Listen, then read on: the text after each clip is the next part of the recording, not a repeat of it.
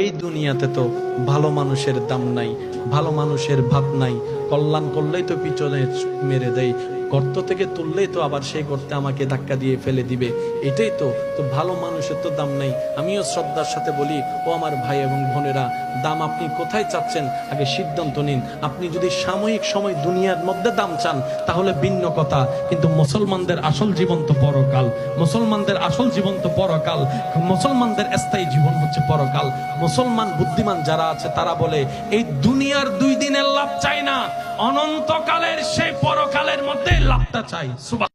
যে 100 টাকা আপনার পকেট থেকে হারানোর পরে আপনি পাগলের মতো টেনশন করে খুঁজছেন, পাওয়ার পরে সে 100 টাকার যখন জিনিস কিনবেন, 100 টাকার মালিক যখন দোকানদার হবে, দোকানদার থেকে 100 টাকা হারায় গেলে আপনি কি আর টেনশন করবেন? কেন? কারণ আপনি এটাকে নিজের মনেই করছেন না। যতক্ষণ নিজের মনে করেছেন টেনশন আপনার ছিল, যখন মনে করেছেন টাকাটা তো আমার না, দোকানদারের, আমি টেনশন করে লাভ কি?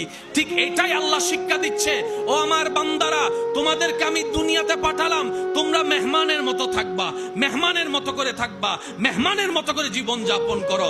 সুতরাং মালিক হওয়ার চেষ্টা করিও না, মালিক হওয়ার চেষ্টা করিও না, নিজের কিছু করার চেষ্টা করো না।